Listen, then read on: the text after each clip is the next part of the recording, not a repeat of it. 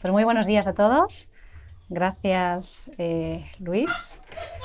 Y efectivamente, como decía Luis, continuamos, ¿no? Seguimos buscando en la Biblia los fundamentos sobre los cuales construir nuestra Iglesia, ¿verdad?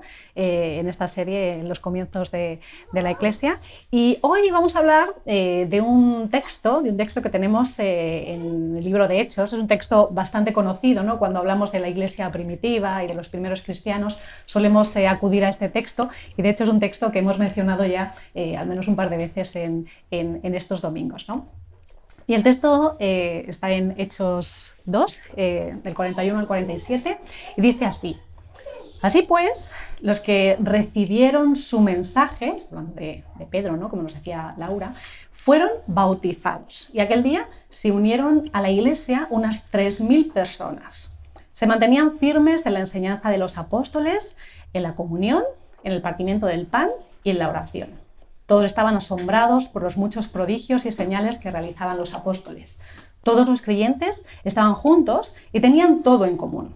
Vendían sus propiedades y posesiones y compartían sus bienes entre sí según la necesidad de cada uno. No dejaban de reunirse en el templo ni un solo día. De casa en casa partían el pan y compartían la comida con alegría y generosidad, alabando a Dios y disfrutando de la estimación general del pueblo. Y cada día el Señor añadía al grupo los que iban siendo salvos. Vale, pues aquí Lucas, que es el escritor de este texto, quien escribe el libro de Hechos, nos detalla algunos aspectos de esa primera iglesia, ¿verdad? De esa comunidad de creyentes que se formó en Jerusalén, de seguidores de Jesús, con sus particularidades y con sus circunstancias concretas, pero hay ciertas cuestiones que vemos aquí que constituyen la base de lo que es una iglesia, ¿no? O de lo que debemos seguir como una iglesia, ¿no?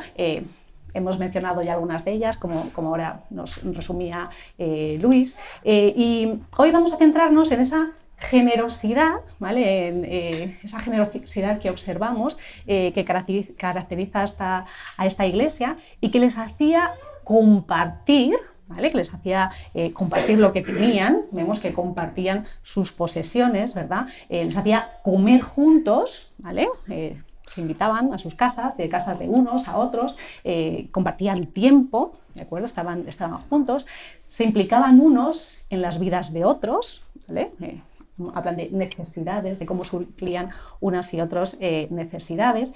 Y bueno, y vemos que también, nos dice al final de este texto, cómo eso impactaba, cómo eso generaba pues, cierto impacto en las personas que estaban, un impacto positivo, ¿verdad?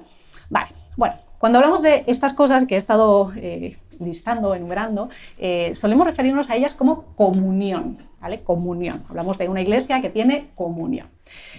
Pero comunión es una palabra que, bueno, al menos para nosotros es una palabra bastante de nuestro contexto eclesial, ¿verdad? Yo no sé cuántos de vosotros usáis la palabra comunión cuando os referís, no sé, a vuestros compañeros de trabajo, a vuestros amigos. Como que no pega mucho, ¿verdad? La comunión es como algo muy nuestro, muy de nuestro lenguaje cristiano, ¿vale? ¿Qué significa exactamente esto de comunión? En realidad, la palabra que usa aquí este texto, ¿vale? Que traducimos como comunión, es koinonía, que seguramente a más de uno nos suene, ¿no? Es una palabra griega, en griego, de este el texto original que fue escrito en griego. Y esta palabra, junto con koinos, que se parece mucho, son familia, ¿no? Que hacen referencia a compartir, ¿vale? Ese es el significado de estas palabras, compartir. Koinos también aparece en este texto. Bueno, pues describen un poquito este sentir o esta característica, mejor dicho, de esta primera iglesia, o una de estas características de esta iglesia que se forma en Jerusalén. Y bueno, creo que precisamente compartir describe bien lo que estamos leyendo aquí, pero es un compartir en abundancia, ¿no? Es un compartir no a cualquier nivel, sino un compartir pues bastante notorio. Esta comunión, esta koinonía o esta compartir con generosidad, ¿no? Es una característica que se ve no solo en este texto, ¿vale? Pero que se ve de una forma brutal. O sea, leemos a partir del versículo 44, por ejemplo, vuelvo a leerlo: todos los creyentes estaban juntos y tenían todo en común. Vendían sus propiedades y posesiones, compartían sus bienes entre sí según la necesidad de cada uno.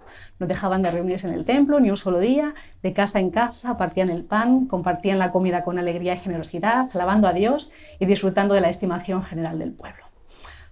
Vale, en este compartir hay algo que nos sorprende, digámoslo así. Es un nivel de generosidad ciertamente peculiar. Y yo pienso aquí, ¿cuántas personas constituían esta comunidad? La iglesia, la reciente creada iglesia de Jerusalén. No lo sabemos, ¿vale? No tenemos un número exacto de cuántas personas había en este momento en esta comunidad, pero en el versículo 41, al principio, nos habla de que aquel día, o sea, un día en concreto, se unieron unas 3.000 personas. O sea, un grupo pequeño no era, ¿vale? Era una comunidad bastante grande, ¿de acuerdo? Y también sabemos, porque nos lo dice el capítulo anterior, ¿no?, que al menos una gran parte de estas 3.000 personas eran personas que procedían de diferentes lugares, eran personas muy diferentes, con culturas diferentes, con costumbres diferentes, posiblemente con formas de pensar un tanto diferentes. Y a mí, sinceramente, cuando pienso en esta comunión, en este compartir tan generoso de un grupo tan grande de personas que apenas se conocen, que se acaban de conocer, es una iglesia que se acaba de formar, a mí esto, la verdad es que me da que pensar, ¿vale? Me parece, me sorprende. No me sorprende que a esas personas que tenían alrededor también les sorprendiera, ¿no? Porque me parece que es algo sorprendente. Mi objetivo hoy, en esta mañana o en este ratito, no es tanto que nos centremos en lo que estamos llamados a hacer como iglesia, que también, ¿vale? Pero creo que eso está muy claro en este y en otros textos, pero me gustaría que pensáramos en el cómo llegar a esto. Y mi pregunta es, ¿cómo esta iglesia de Jerusalén consiguió esta comunión que les llevó a compartir de esta forma tan impresionante con un montón de gente, sin apenas conocerse? Y me pregunto también si esto es algo que podemos experimentar nosotros aquí en Eclesia. Así que para ello vamos a ir a otro texto, ¿vale? Es un texto muy similar, también escrito por Lucas, un pelín más adelante, 2 capítulos más adelante, en Hechos 4, es lo que se llama un texto paralelo, ¿vale? Un texto paralelo, pues que hablan un poquito de lo mismo, ¿vale? Entonces, en este texto paralelo, Lucas dice lo siguiente: todos los creyentes eran de un solo sentir y pensar. Nadie consideraba suya ninguna de sus posesiones, sino que las compartían. Los apóstoles, a su vez, con su gran poder, seguían dando testimonio de la resurrección del Señor Jesús. La gracia de Dios se derramaba abundantemente sobre todos ellos, pues no había ningún necesitado en la comunidad. Quienes poseían casas o terrenos los vendían. Llevaban el dinero de las ventas y lo entregaban a los apóstoles para que se distribuyera a cada uno según su necesidad.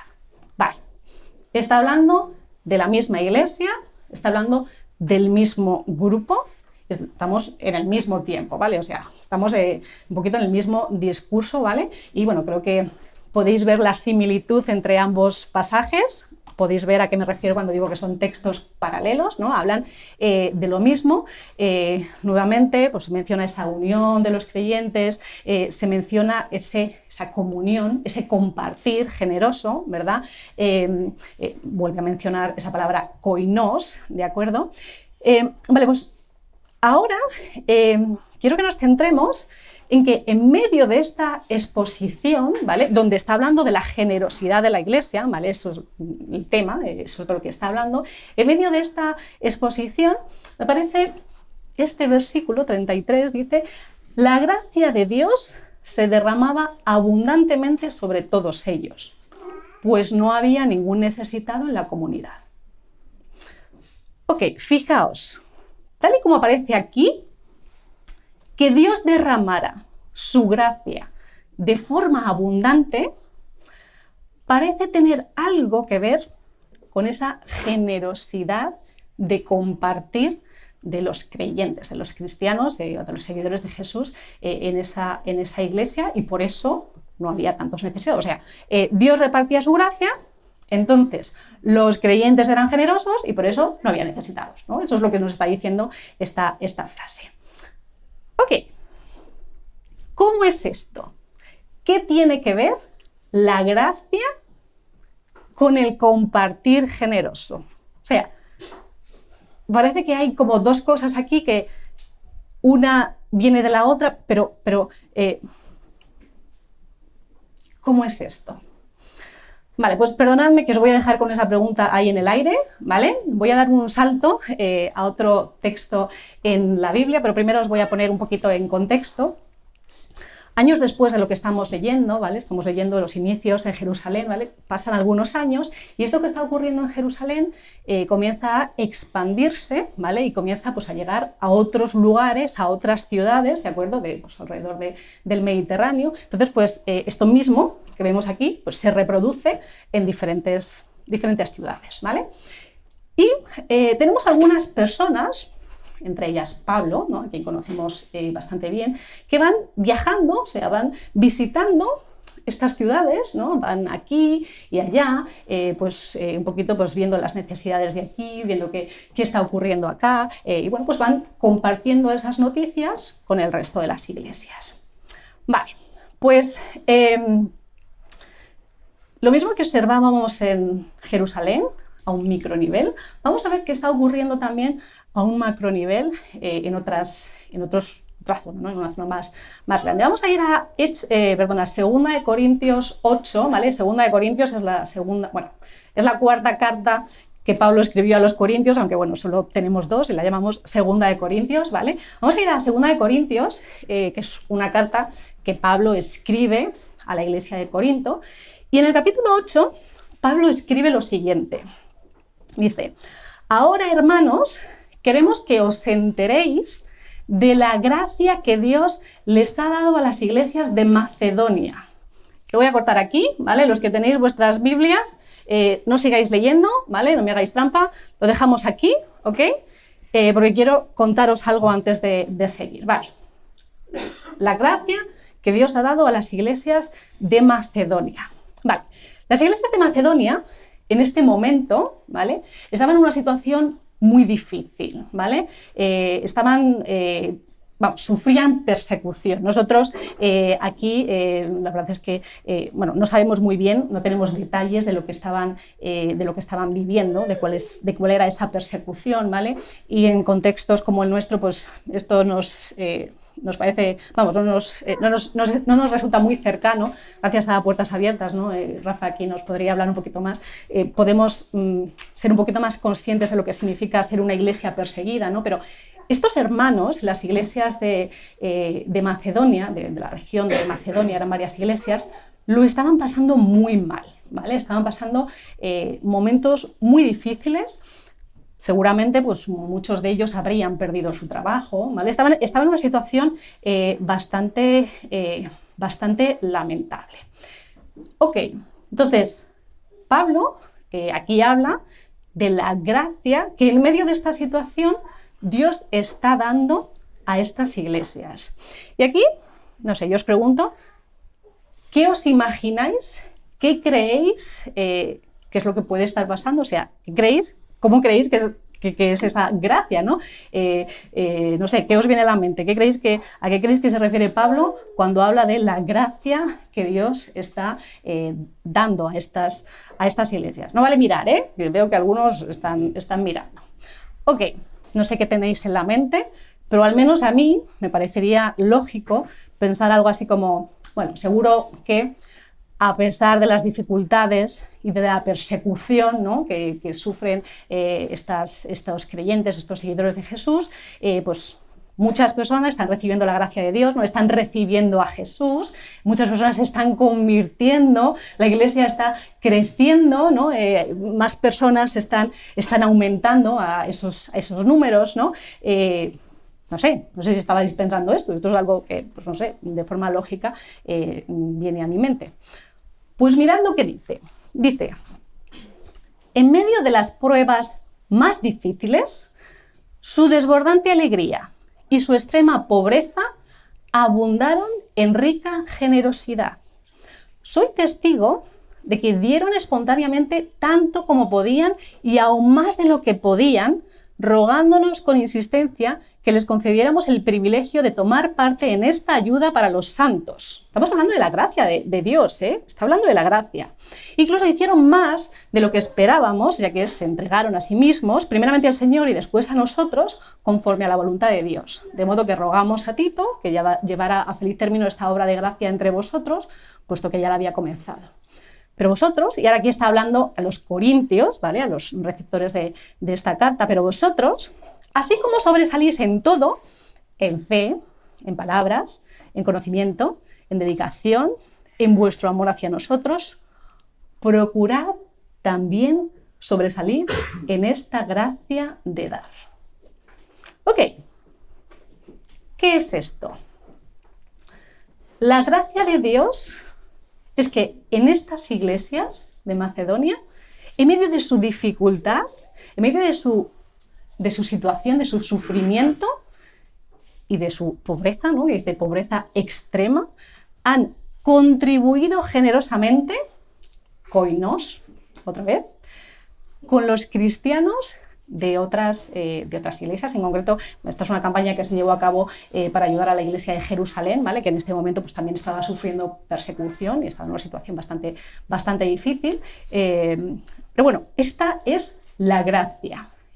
Pablo lo que les está diciendo aquí a los corintios es: ¿veis la gracia de las iglesias de Macedonia? Quiero ver esa misma gracia en vosotros. Quiero ver la gracia de Dios abundar en vuestra iglesia. Quiero ver que sobresalís en esta gracia. Vale, tenemos dos ejemplos, ¿vale? Espero no haberos perdido. Tenemos el ejemplo de Jerusalén, ¿vale? Y tenemos el ejemplo de las iglesias de Macedonia, aquí en Corintios. Los dos ejemplos son muy similares, ¿no? Pues uno es, como os decía, un micronivel. Hay un grupo grande de personas en una comunidad que se acaba de constituir que comparten entre sí para suplir las necesidades. Y luego tenemos a un macronivel, pues un grupo de iglesias, ¿no?, que también, aunque tienen muy poca relación entre ellos, Macedonia y Jerusalén están a una distancia considerable, especialmente por aquel entonces, contribuyen unos para otros. Y en ambos casos, ¿vale?, en los dos casos, se nos dice que la gracia de Dios es ese elemento que hace que esto ocurra. Ok. La gracia. La gracia es otra de estas palabras muy nuestras, ¿verdad? Es una palabra que utilizamos pues, en un contexto, en un lenguaje cristiano, por así decirlo, ¿no? Cuando hablamos de gracia, me atrevo a decir, si yo os hago pensar en cuál es la definición, cómo definiríais la palabra gracia, creo que la mayoría de nosotros, o creo que es una de las definiciones más extendidas, es la del regalo inmerecido, ¿no? La gracia es un regalo inmerecido de Dios para la humanidad, ¿no?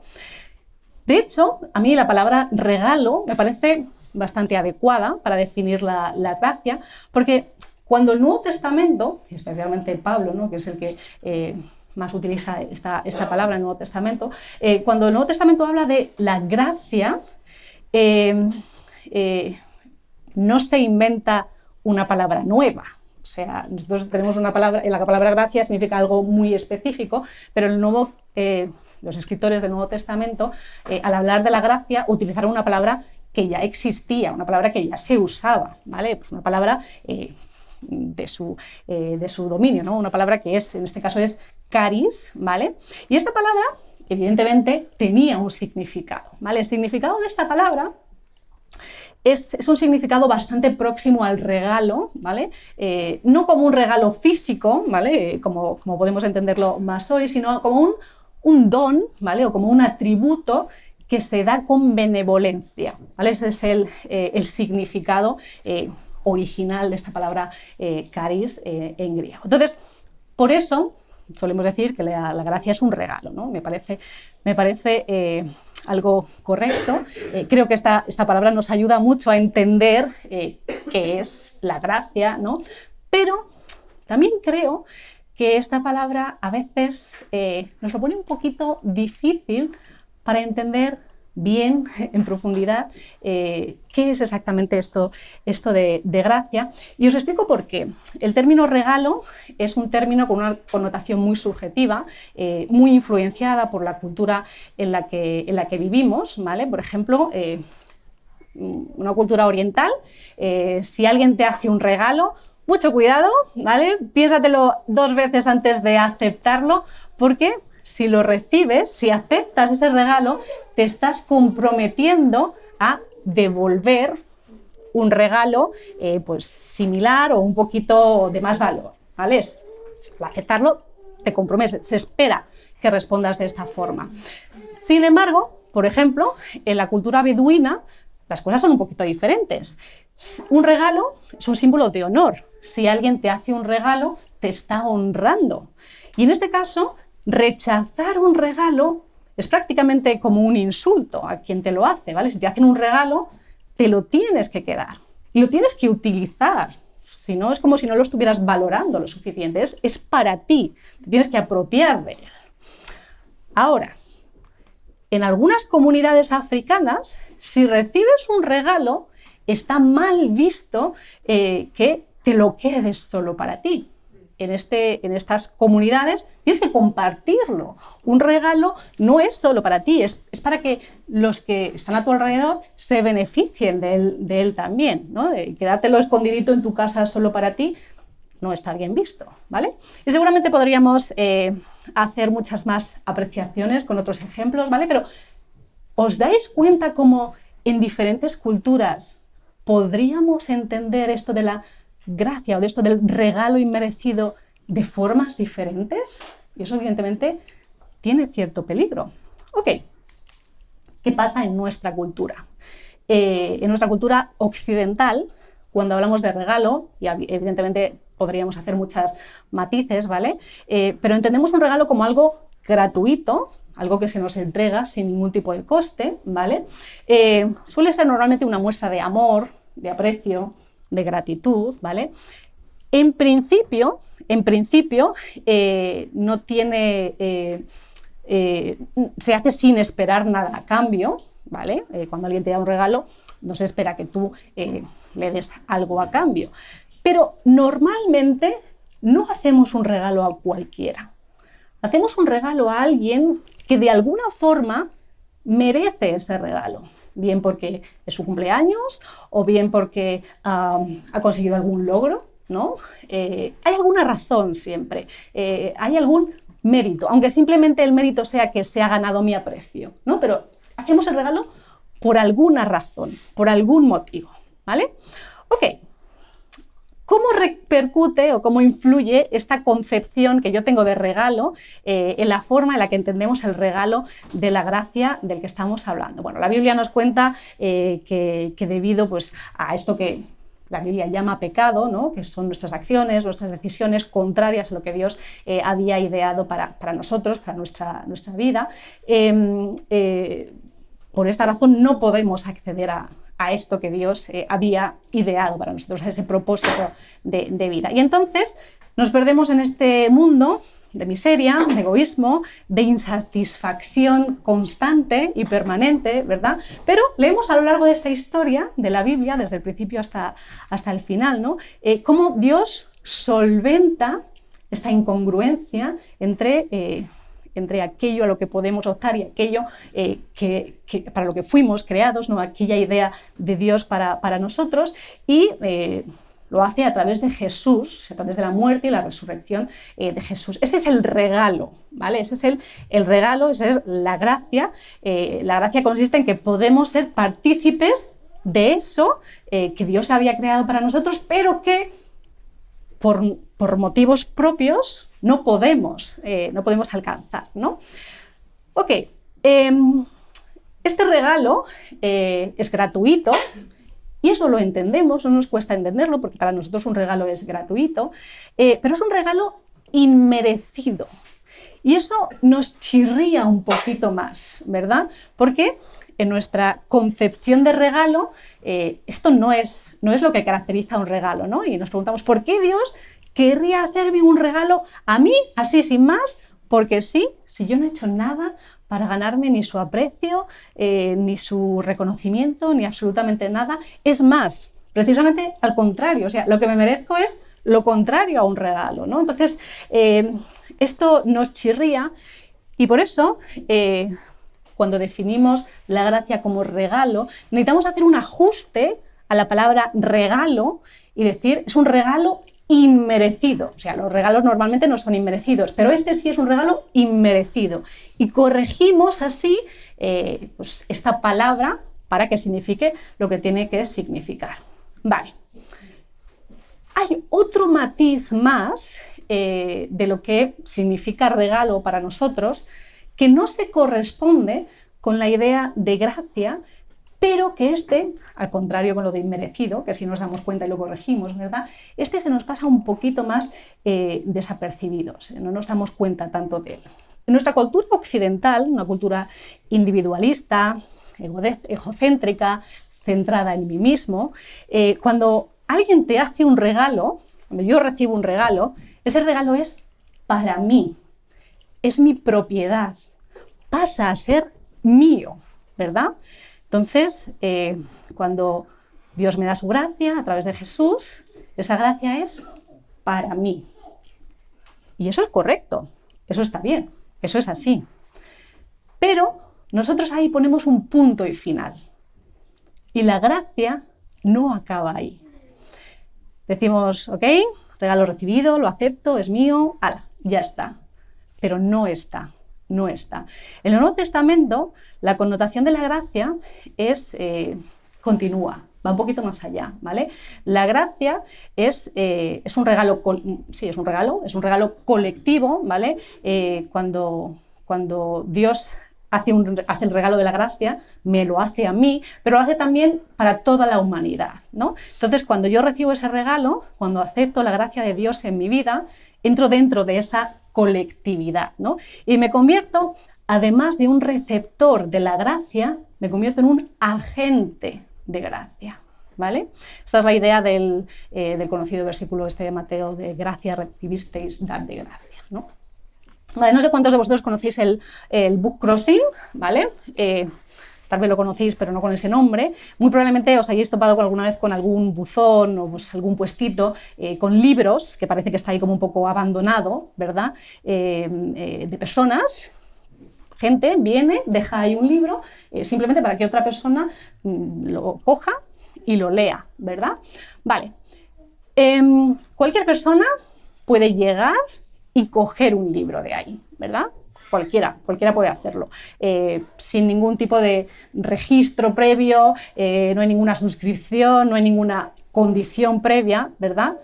Ahora, si te llevas un libro, se espera que dejes otro, por lo menos uno más, ¿no? O por lo menos que cuando te lo termines de leer, que lo devuelvas ahí mismo, ¿no? Ahora, puedes coger un libro, llevártelo, leértelo y nunca devolverlo o nunca poner otro. Hombre, puedes, pero no se espera que hagas eso. Si coges un libro, entras en esa dinámica. Pues la gracia es exactamente igual. Como ese libro es gratuita, es inmerecida, cualquiera puede cogerla, cualquiera puede acceder a ella, está a tu disposición, pero si la recibes, entras en el juego, se espera que la compartas. Yo sugiero con todo esto que reelaboremos esta definición de gracia, ¿vale? Hemos añadido esa palabra inmerecido para corregir esa acepción, ese matiz, eso que no estaba dentro de regalo. Bueno, pues os pongo de tarea para casa y puedo hacer esto porque soy una profe y los profes tenemos este privilegio. Os pongo de tarea para casa que busquéis algo, ¿vale? Una palabra, algo que complemente esta definición y que corrija ese error, ¿vale? Esa connotación que tiene la gracia, pero que no tiene, al menos en nuestra cultura, la palabra regalo. Así que os pongo ahí la línea en blanco para que lo penséis. Y vamos a volver otra vez, donde lo dejamos antes, a este versículo en Hechos 4. Dice, la gracia de Dios se derramaba abundantemente sobre todos ellos, pues no había ningún necesitado en la comunidad. Y espero haber hecho bien mi trabajo. Espero que después de este viaje este rollo que os he montado, este viaje que hemos hecho sobre la palabra gracia, espero que esto ahora tenga un poquito más de sentido y nos ayude a entender esta conexión entre estas partes. Vale, pero me gustaría, y os prometo que ya esto es lo último, nos gustaría que nos fijáramos ahora en un aspecto también muy importante de este texto, ¿vale? Estamos hablando de la generosidad de la Iglesia de Jerusalén, de este compartir, de este koinos de la Iglesia de Jerusalén. Nos hemos fijado en una palabra clave, que es la gracia, ¿vale? Pero quiero que ahora nos fijemos, justo antes de mencionar la gracia, aparece esta frase, ¿no? Los apóstoles, a su vez, con gran poder, seguían dando testimonio de la resurrección del Señor Jesús. Y no sé qué os parece esta frase, aparece aquí como una frase un poco metida aquí como, no sé, sin ton ni son, ¿no? Ahí en medio.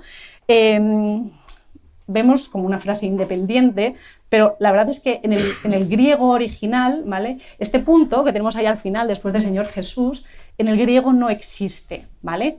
Lo cierto es que el griego tiene bastantes pocos puntos, ¿vale? Tiene frases tan largas como párrafos, es bastante difícil de leer, así que los traductores bíblicos, y gracias por ellos, nos ayudan un poquito pues, a dividir las frases, ¿no? A hacer un poquito el texto más digerible.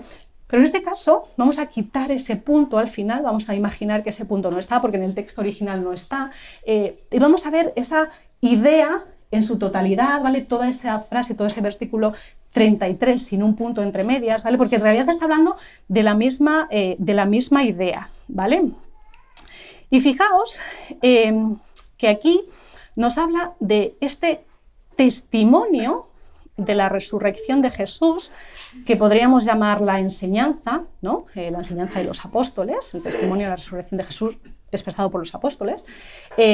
Podríamos hablar de ese conectar de la Iglesia con la obra de Jesús, ¿no? Esa búsqueda de Dios por parte de su comunidad, de la comunidad, en este caso, de la comunidad de los cristianos de Jerusalén, y aparece justo ahí delante de la gracia, porque es de ahí, ¿no?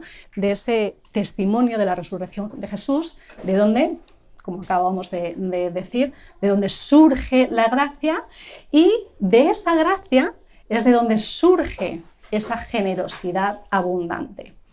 Es una secuencia, son elementos conectados, no podemos separarlos, son parte de lo que leíamos también en Hechos 2, ¿vale?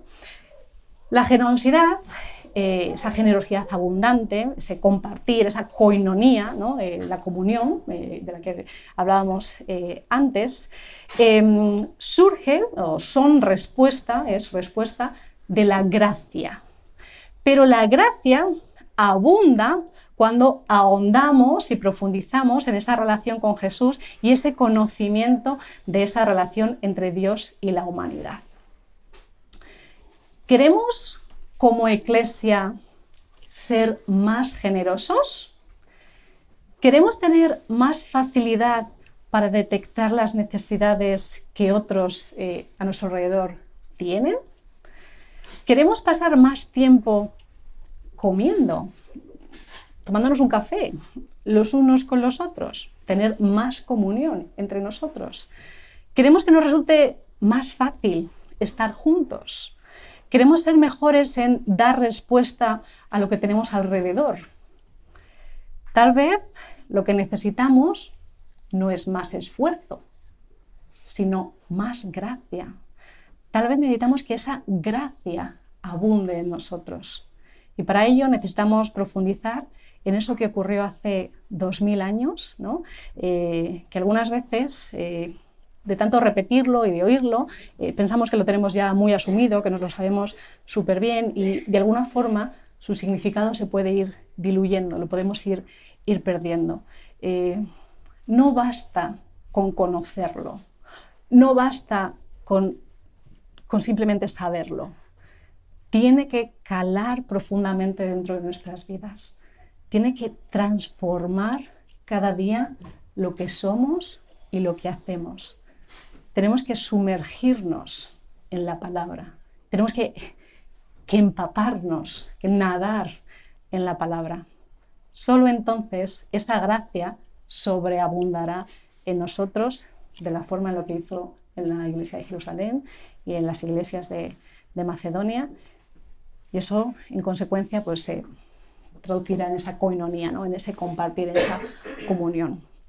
Leíamos en Hechos 2 que algunos miembros de la iglesia vendían todo lo que tenían, ¿verdad? Y lo ponían a disposición para que otros, para suplir las necesidades de otros. Esto nos molesta un poquito, ¿verdad? Es un poco, nos pica, pero no significa que tengamos que hacer exactamente lo mismo, ¿vale? No nos dice que hagamos el esfuerzo, nos dice que hagamos, no es esfuerzo lo que necesitamos, es gracia. Nos dice que busquemos esa gracia. ¿Os acordáis de lo que Pablo escribió a los Corintios en 2 Corintios 8? No les dijo, mirad, los macedonios han recaudado tanto, recaudad vosotros también tanto. Les dijo, mirad, ¿veis esa gracia? Quiero verla en vosotros también. La gracia que Dios ha dado a las iglesias de Macedonia, quiero que la busquéis. Quiero verla también en vosotros, quiero que fluya. De hecho, dice, quiero que sobresalgáis, ¿no? en esta gracia, ¿no? ¿Estaba Pablo diciendo a los corintios que no tenían gracia, que no habían aceptado la gracia de Jesús? No. Estaba claro que habían recibido la gracia de Jesús. Habían cogido ese libro, ¿verdad? Pero tenían que hacer abundar esa gracia, tenían que permitir que esa gracia de Dios abundara en ellos. Iglesia, me emociona que tengamos tantos proyectos por delante, tantos y tan buenos proyectos por delante.